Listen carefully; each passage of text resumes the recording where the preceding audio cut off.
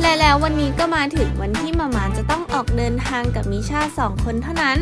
ตอนนี้เราก็อยู่กันที่สนามบินแล้วนะคะกำลังจะพามิชาไปหาป๊าที่ยาคุสแต่ตอนนี้มิชายังไม่รู้เลยว่าเรากำลังจะขึ้นเครื่องบินข้ามน้ำข้ามทะเลไปหาป๊านะรูทบินของเราก็คือจากกรุงเทพไปเอียคุสแล้วก็จากเอียคุสไปยาคุสนะคะใช้เวลาบินรวมกับต่อเครื่องทั้งหมด16 ชั่วโมงโชคดีมากที่ขาไปเพื่อนซาชาเขาเดินทางไฟลท์เดียวกันกับเราพอดีแล้วด้วยความบังเอิญหรืออะไรเขานั่งข้างๆหลุยพอดีเลยค่ะก็เลยอุ่นใจขึ้นมานิดนึงหลุยก็เข้าแถวเช็คอินโหลดกระเป๋าอะไรเสร็จเรียบร้อยแล้วก็พามิชาไปหาอะไรกินก่อนแป๊บหนึ่งนะคะแล้วก็พอกินเสร็จก็ไปซื้อของที่รอสันซะหน่อยเพราะคิดว่าสายการบินน่าจะไม่ได้มีอาหารที่เฟรนลี่กับลูกเราสักเท่าไหร่นะคะแล้วก็อีกอย่างคือหลุยนั่ง S7 มันเป็นสายการบินโลคอสก็จะแบบไม่ได้มีอาหารที่ให้เลือกได้เยอะแยะอะไรก็เลยเตรียมของที่คิดว่ามิชาจะกินไปแน่ๆขึ้นเครื่องไปด้วยดีกว่าตอนนี้ก็ผ่านเข้ามาข้างในเรียบร้อยแล้วนะคะแล้วก็ดูมิชาของเราโอ้โหยังไปไม่ถึงไหนเสื้อเลอะไปหมดแล้วอร่อยไหมครับพอชื่อมาเมื่อกี้ก็คือเดินหาซื้อนมกล่องให้มิชานะคะเดินไปเดินมาสรุปก็คือมาได้ตรงแถวๆ D6 แล้วตอนเนี้ยเราจะไป D2 ซึ่งข้างหน้านี้เป็น D2 แต่ว่ามิชาหลับแล้ว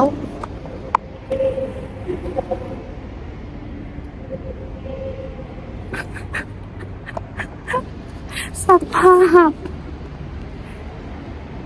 เพราะว่าหลุยกะว่าเดี๋ยวเมื่อกี้ให้เขากินโยเกิร์ตแล้วก็คิดว่า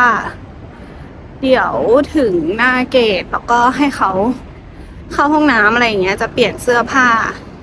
เช็ดมือล้างมืออะไรอย่างเงี้ยสรุปหลับไม่ทันน่าจะต้องรบกวนลูกชายให้ตื่นมาล้างปากล้างมือเปลี่ยนเสื้อผ้าให้เรียบร้อยนะคะเพราะไม่งั้นน่าจะ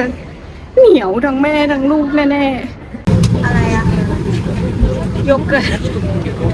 คราบโยเกิร์ตยังติดหน้าอยู่เลยมิชาตื่นเต้นมากโอ้โหคนน่าแบบหรือว่าอะไรไม่รู้โยเกิร์ต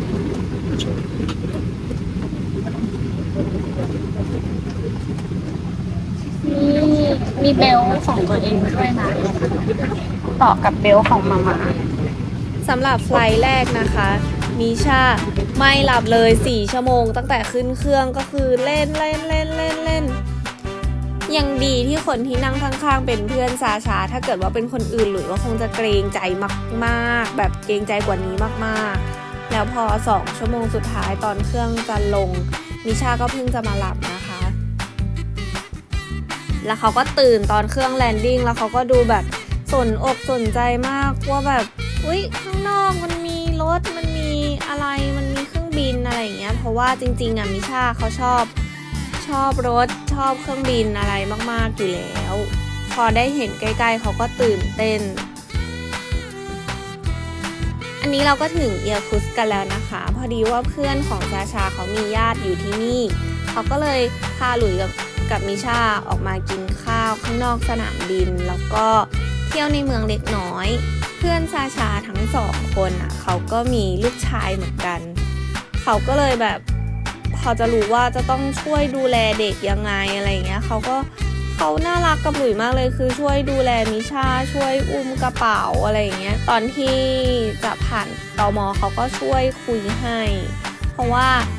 หลุยเข้ารัสเซียด้วยพาสปอร์ตไทยแต่ว่ามิชาเข้ารัสเซียด้วยพาสปอร์ตรัสเซียแล้วนามสกุลมาม่ากับนามสกุลมิชาก็คนละนามสกุลกันอีกแล้วเพื่อนชาก็คอยอยู่ช่วยคุยให้2 ทุ่มแล้วนะตอนนี้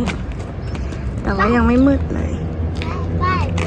นี่อาโรชาลูกเพื่อนซาชา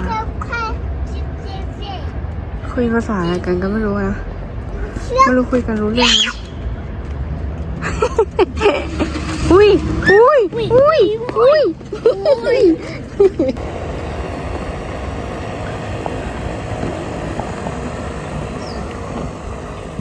ดถึงเมืองเอียคุสนะคะ มันเป็นเมืองที่ใหญ่ที่สุดในไซบีเรียนะ แล้วก็เมืองเนี้ย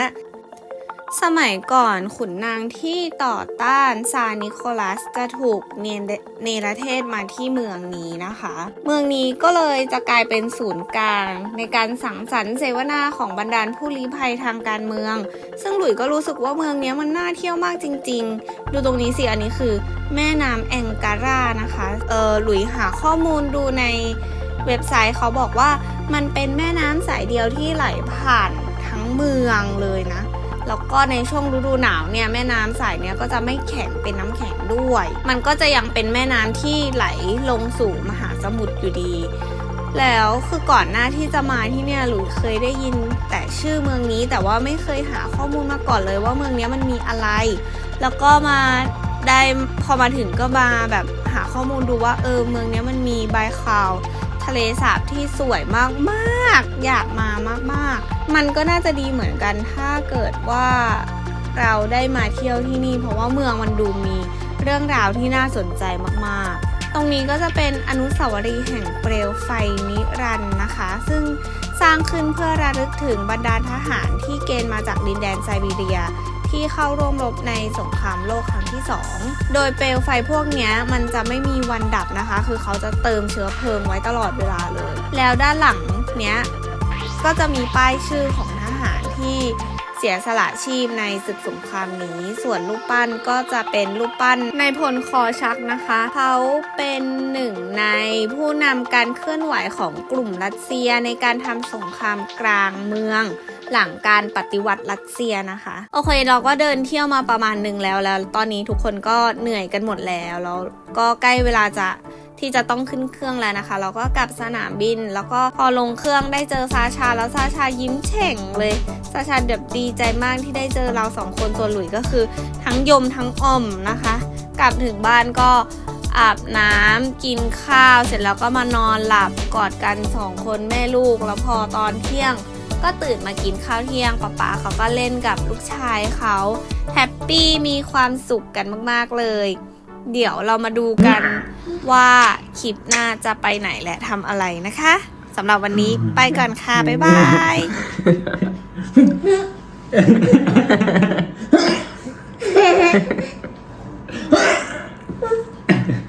Кушай, садись.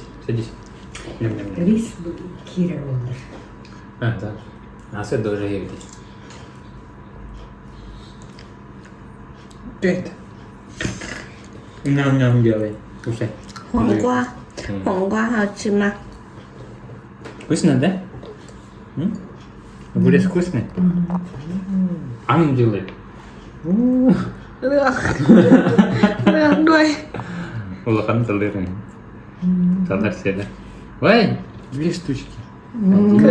Да. ใครจะกิน А ну, иди кушай. Вкусно?